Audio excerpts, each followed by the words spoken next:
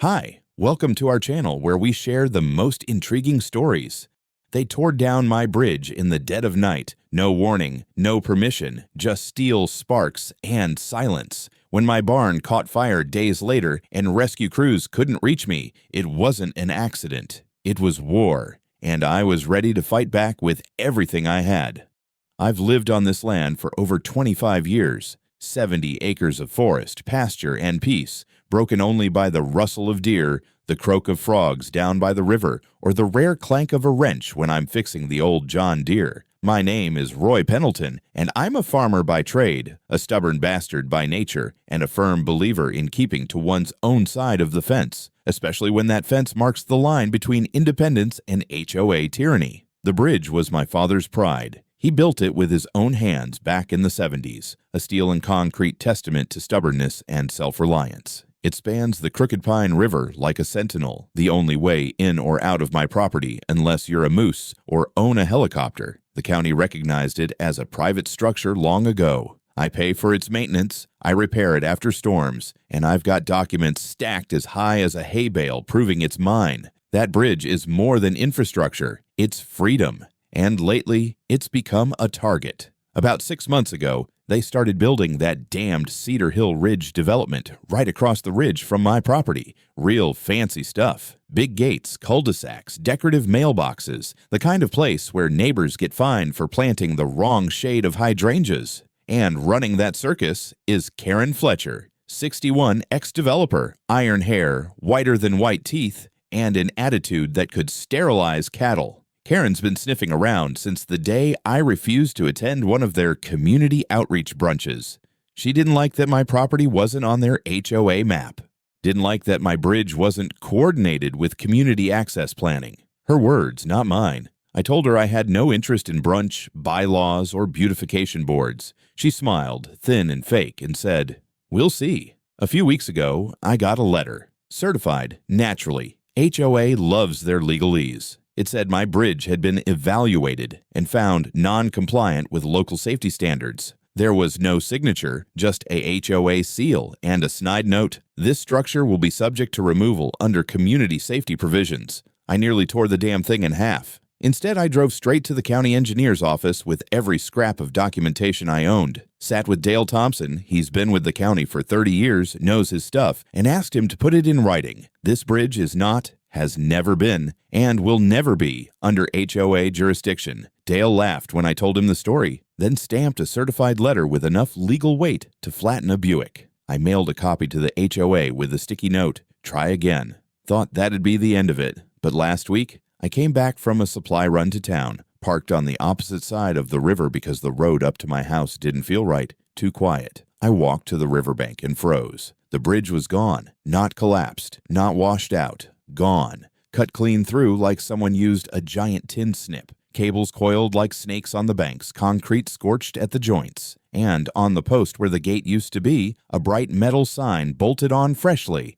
"Dangerous structure removed under HOA safety initiative. Contact Cedar Hill Ridge HOA for access coordination." I stood there for what felt like hours, wind howling through the river trees. I remember clenching my fists so hard my nails drew blood through the calluses. That evening, I called the police, the insurance company, and my lawyer. I documented every inch of the destruction, even took drone footage with the quadcopter my niece gave me last Christmas. That bridge wasn't just a structure. They'd torn out my only access point, crippled my ability to respond to emergencies, or even leave if something happened. And worst of all, they'd done it behind my back, while I was gone.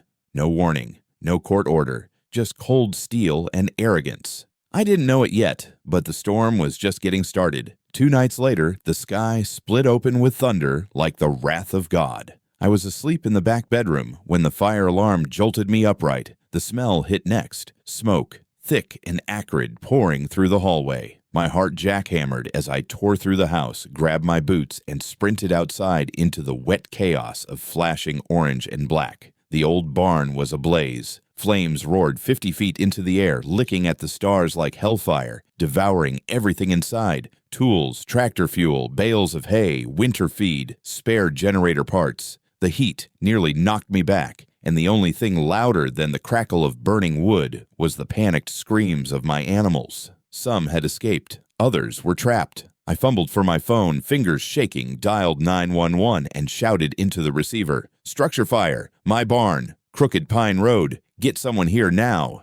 "Is there access to the property?" the dispatcher asked. I froze. "There was," I said, breath ragged, "but the bridge is gone." Silence on the line for a beat, then a hesitant, "We'll dispatch immediately, sir. Stand by." I ran to the riverbank, flashlight in hand, praying for the sound of sirens. Nothing, just rain, smoke, and the distant shriek of dying wood. When I reached the bank, I saw it, red and white lights flashing on the far side of the river. The fire truck had arrived, but it couldn't cross. I screamed, waved, tried to signal. They saw me. They shouted something back, but the wind carried it off. No bridge meant no access.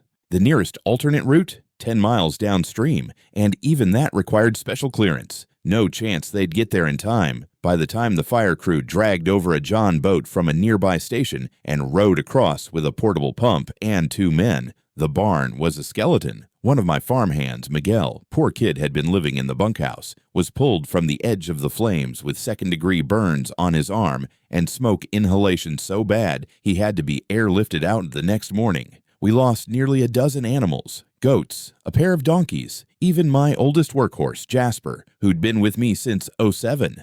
I found him collapsed behind the fence line, his lungs scorched. When the fire finally died down, I was left standing in knee-deep ash, soaked through and hollow. The insurance rep showed up the next day. He walked the charred remains and made a few notes. "Ballpark, you're looking at over 600 grand, he muttered, barely meeting my eyes. 600,000. But it wasn't just the money. It was the way the dispatcher had asked if there was access. The way the fire truck sat, impotent, on the other side of the river like a museum piece. That barn could have been saved. Hell, Miguel might have been spared a ride in a helicopter. And for what? Because a pack of bureaucratic suburban vigilantes decided my bridge was unsafe. That same afternoon, a fire marshal from the county came out, took one look at the situation, took another at the wreckage, and said flatly, "There's going to be an internal inquiry. This shouldn't have happened." He asked me about the bridge, why it was missing, who removed it, when. I gave him the HOA's metal sign. He didn't say a word, just took a photo and jotted it down. Later, back inside, I sat at my desk and opened my disaster log, started typing everything, dates, times, recordings. I uploaded the 911 call, attached drone footage of the missing bridge, labeled everything like I was prepping for court. Because I was. The fire may have lit up the night sky, but it also lit a fuse, one that would burn a lot longer and a lot farther than any of them expected. By the time the sun rose the next morning, I'd already gone through 3 cups of black coffee and a half-pack of Marlboros, habit I usually avoid. But hell, after watching my barn become a bonfire and my livestock choke to death, I figured I'd earned it. The fire marshal called around 10, said his team had filed an incident report with the county and initiated a formal obstruction of access inquiry. Apparently, whenever first responders are delayed because of man-made barriers, they're required to launch a review. I told him it wasn't a man-made barrier, it was a man-made absence. He didn't laugh. Miguel was stable. Doctors said he'd be all right, though he'd be dealing with the lung damage for a while. I'd called his parents down in Frederick. Hell of a call to make. Told them I'd cover everything. His dad just said, "Roy, I know you. You'll make it right." I intended to. That afternoon, my attorney, Hannah Trent, arrived from Silver Spring. Hannah's the kind of lawyer who wears jeans to court and keeps her legal pads in ammo cases. She listened to my story with that slow, deliberate nod she gives when she's already building a case in her head. Then I showed her the drone footage. We played it 3 times. There it was. A group of 6 men, 2 work trucks with unmarked doors, a welder torching through the base of the bridge, and a voice off camera caught on the drone mic. Grainy, but clear enough. Karen said, "Burn it to hell. We'll file the paperwork later." Hannah hit pause. That's enough for probable cause. She reached into her bag and pulled out a flash drive. "Send me the raw footage. I'm taking this to the sheriff." The next 48 hours were a blur. County detectives contacted me with follow-ups, asking about the HOA's correspondence, my property documents, even the insurance filings. I handed over everything, emails, letters, time-stamped calls. Then came the kicker. One of the deputy investigators emailed me a preliminary report. Inside was a still shot from HOA drone surveillance. Yep, they'd been flying their own drones for neighborhood security, according to their website. On one of their feeds, time-stamped 3 days before the fire, there's a clear angle showing the bridge demolition, and another clip taken from a body cam worn by one of the hired crew, uploaded to a shared drive. God knows why. Maybe they thought they were proud of their work, or maybe they were idiots. Same voice, same words. This time you could see the man's face. The contractor was identifiable. Cross-reference with county permits. No license, no authorization. The permit submitted to the county office 2 weeks earlier had been digitally backdated and signed by a name that didn't exist in the county records. Forged. HOA forged a demolition permit, then sent an unlicensed crew to destroy a private legally registered bridge, cutting off emergency access, leading directly to a catastrophic fire, bodily injury, and hundreds of thousands in damages. Karen Fletcher still hadn't returned a single call. When the sheriff's department officially opened a criminal investigation, I almost didn't believe it, but the uniformed officer at my gate the next day, badge flashing and clipboard in hand, was very real. Mr. Pendleton, you're listed as the primary complainant in an ongoing felony inquiry. May we take a formal statement? You bet your badge you can, I said, and opened the gate wide. Karen Fletcher finally emerged from whatever gilded bunker she'd crawled into 5 days after the sheriff's department launched their investigation. Not to apologize, not to explain, but to make a deal. It started with an envelope left at my gate. No return address, but the HOA letterhead was unmistakable. Inside, a glossy proposal with words like shared infrastructure partnership, restorative community planning, and my personal favorite, mutual forgiveness of misunderstandings.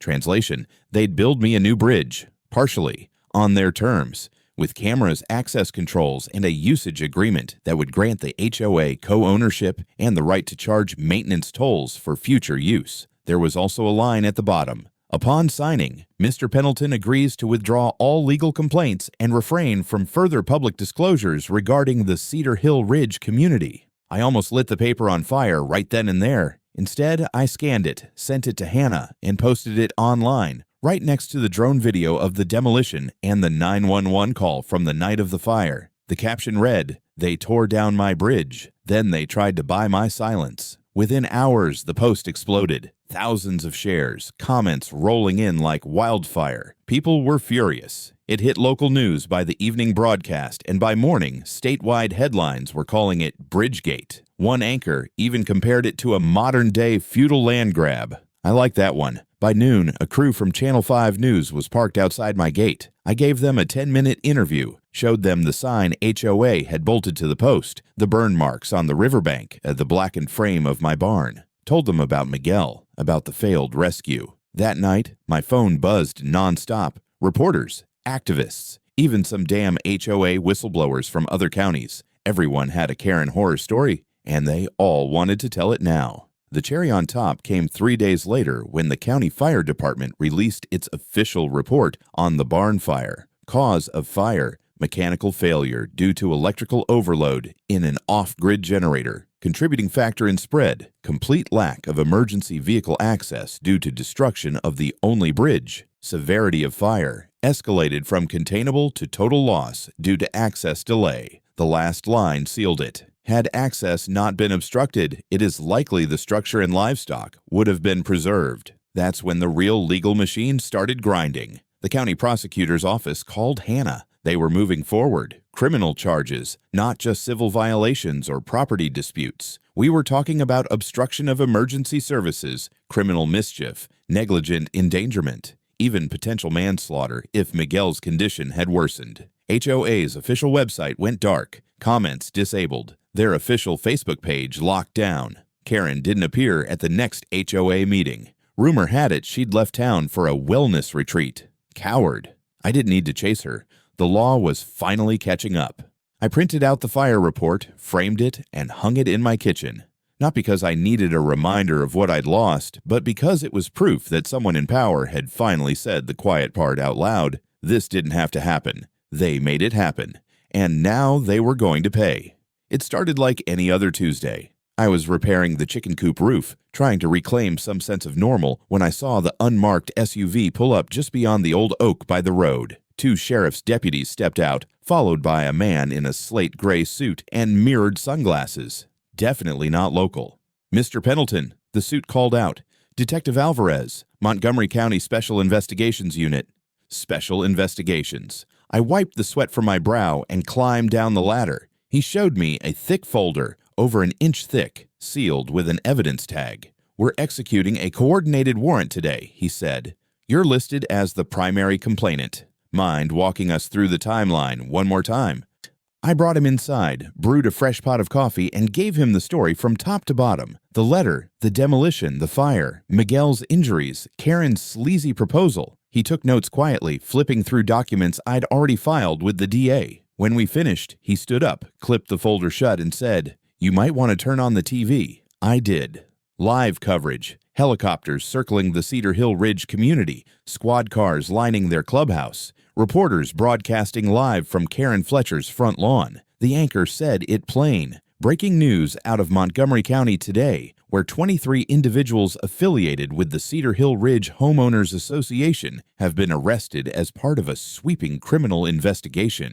Charges include unlawful destruction of private property, obstruction of emergency response, forgery, criminal conspiracy, and negligent endangerment. They started showing mugshots. Karen's was first. Her pristine white bob looked like it had been electrocuted. Next came 3 members of her executive board, 2 HOA attorneys, 5 contractors, and even a retired judge who, according to the indictment, had advised on regulatory circumvention. I laughed, not because it was funny, but because it felt like gravity finally reasserting itself after months of floating in HOA Twilight Zone. Later that day, the DA held a press conference. I watched it from my truck, parked outside the burnt remains of the barn. "This is one of the most egregious abuses of power we've seen from a private community organization in state history," she said. "We will not allow quasi-governing bodies to operate outside the law." Turns out the HOA had a long paper trail,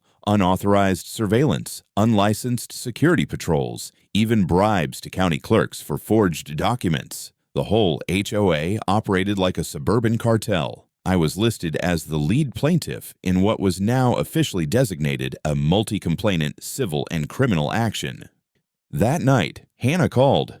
"It's time," she said. We filed the civil suit the next morning. $10 million in damages, $600,000 in structural loss, another 2 for long-term health impacts to Miguel and legal costs. The rest, punitive damages, emotional distress, and what Hannah called intentional infrastructural sabotage leading to life-threatening outcomes. We served every named defendant, and we requested an asset freeze on all HOA accounts. By sundown, Cedar Hill Ridge wasn't just a quiet luxury community anymore. It was a crime scene with a welcome sign, and I had just declared war. It took less than a week for the first rats to jump ship. One of the junior board members flipped, gave a full statement to the county DA in exchange for a reduced sentence. His name was Thomas Green, mid-30s, polo shirts, golden retriever smile, the kind of guy who probably thought joining the HOA would look good on his resume. Now he was crying on the evening news.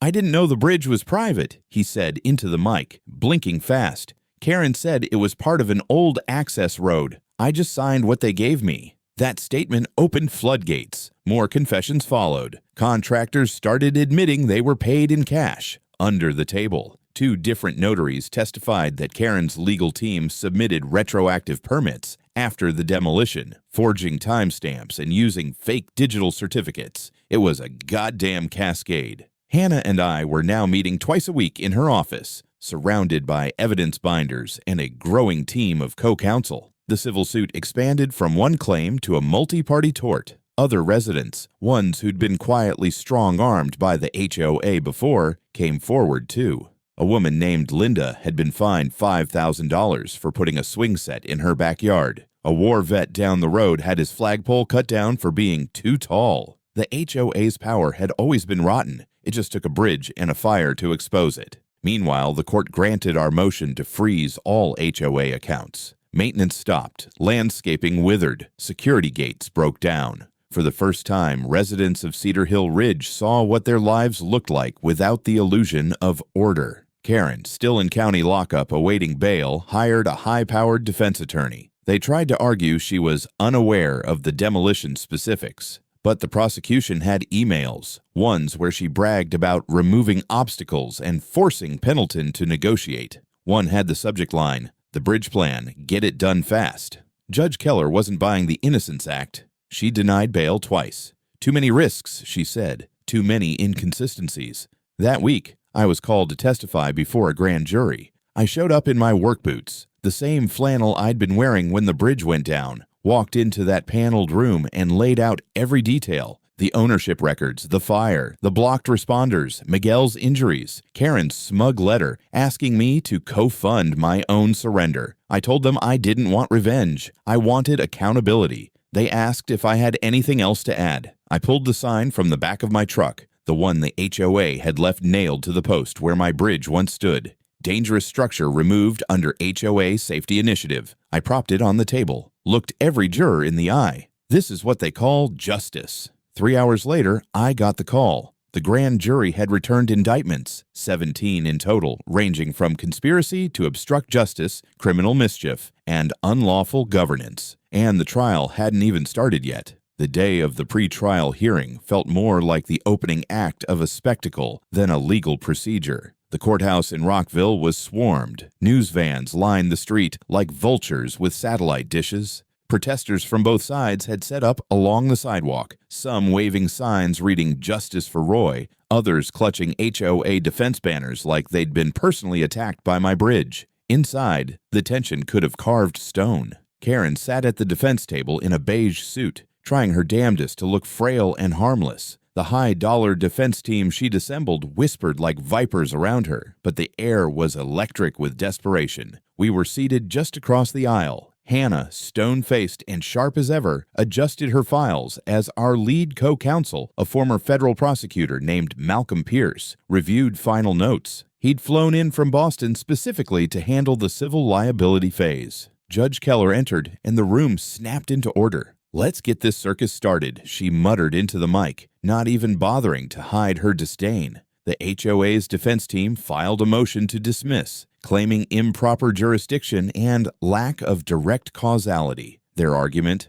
the fire was an accident. The access issue was unfortunate but unforeseeable. The demolition of the bridge, they claimed, was done under the mistaken belief of community authority. Malcolm responded like he'd been waiting his whole life for this. He walked up, held up a copy of the forged demolition permit, then read aloud from the deposition of the contractor who'd said, "Karen told us to torch it, legal or not." Then he turned to the judge. "This wasn't a mistake, Your Honor. It was a coup in khakis, a hostile action against a private landowner based on nothing but arrogance and control." Motion denied. After the hearing, the court formally froze the remaining HOA assets and placed the organization under temporary receivership. That meant a third-party administrator was appointed to manage their affairs, and they weren't happy. He released a statement that afternoon. The HOA board operated with gross negligence and under false pretenses.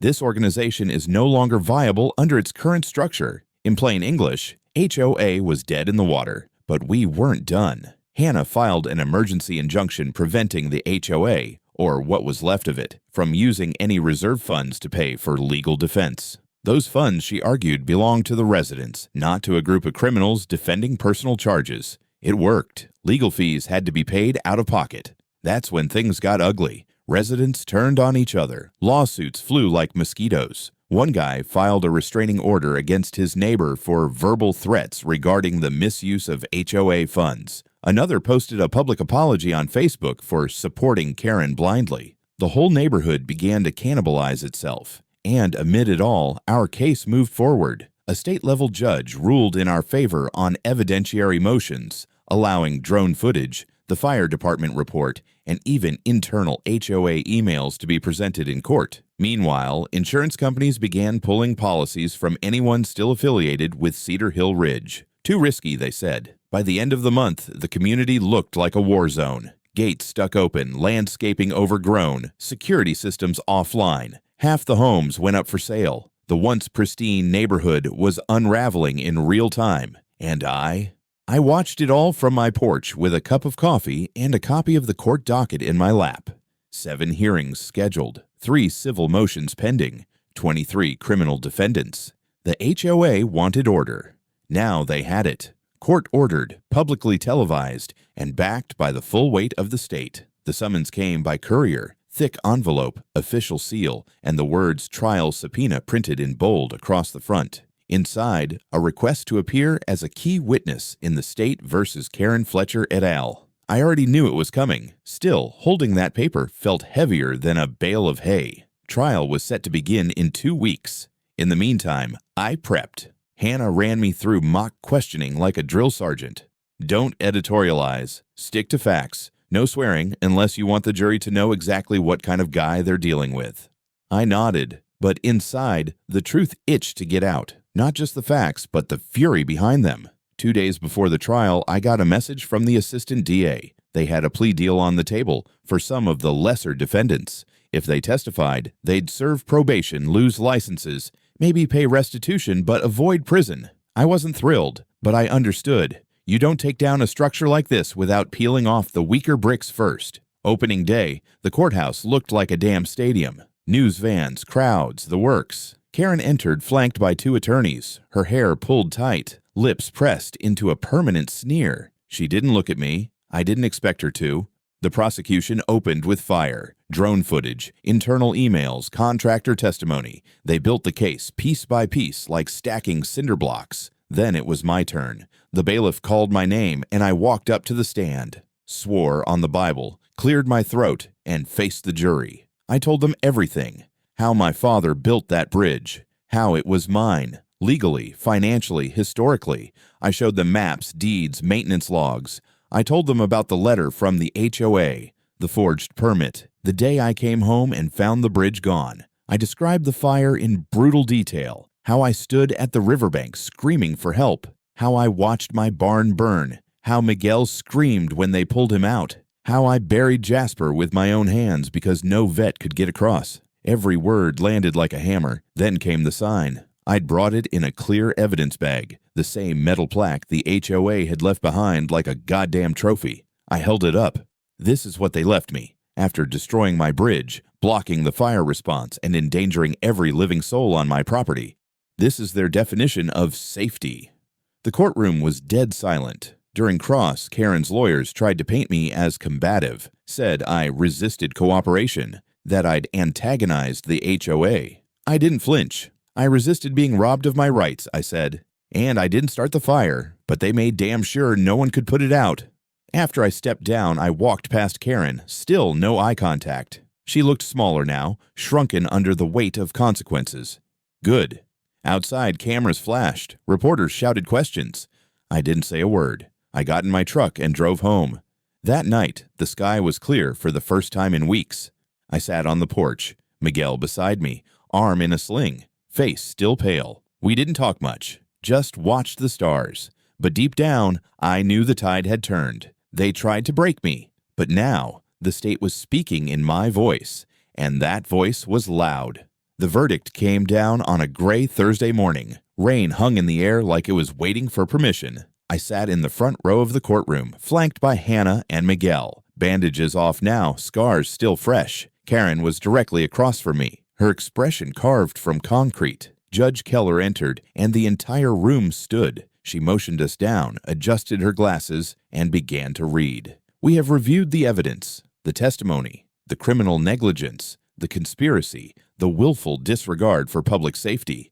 The words felt like scripture. Karen Fletcher, guilty on all charges, 9 years in state prison, no parole for the first 5. 3 members of the HOA board, guilty of criminal conspiracy, obstruction of emergency services, and property destruction. Sentences ranging from 3 to 6 years. The lead contractor, guilty, with a reduced sentence due to cooperation, probation, loss of license, $200,000 in restitution. The HOA's internal legal counsel found guilty of falsifying public documents, disbarred immediately, sentenced to 4 years. And then came the organizational ruling. The Cedar Hill Ridge Homeowners Association is hereby declared a legally defunct entity. All operational authority is revoked. All assets are frozen and subject to liquidation under civil judgment. That meant land, bank accounts, security equipment, even the community clubhouse. Everything was being seized, auctioned, and redistributed according to the court's restitution plan.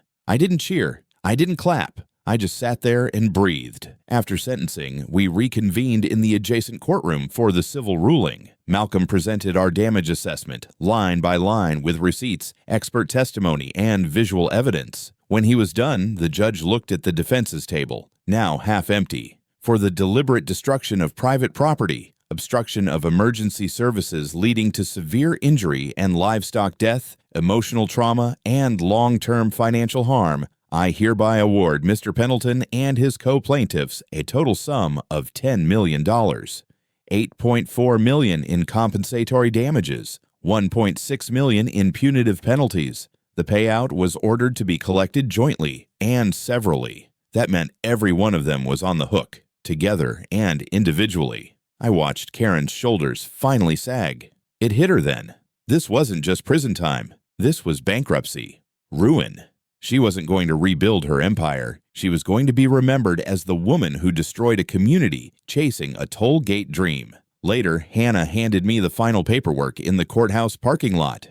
"You just made state precedent," she said. "There'll be law school lectures on this." I tucked the ruling into my glove box and looked back at the courthouse. It was over. The structure that tried to break me had been dismantled, brick by brick, gavel by gavel. They built the new bridge in early spring, steel frame, triple reinforced, high enough to clear the river even during flood season. The county paid for half of it, said it was the least they could do. I paid for the other half out of the settlement money. I didn't want to rely on charity. I just wanted something strong, something lasting. At the entrance, I installed a new sign. Simple brushed metal mounted into a cedar post. Access by owner permission only. Safety above authority. A little nod to what we'd been through. A warning, maybe. Or a promise. The land's quiet again now. Birds are back. The surviving animals are settling into the new barn we built, this time with a dedicated water line, dual extinguishers, and more space than the old one ever had. Miguel stayed on. He walks with a slight limp now, but he's tougher than most men twice his age. Says he doesn't want to work anywhere else. I gave him a small share in the land, not as a gift, as a stake in something we both damn near died for.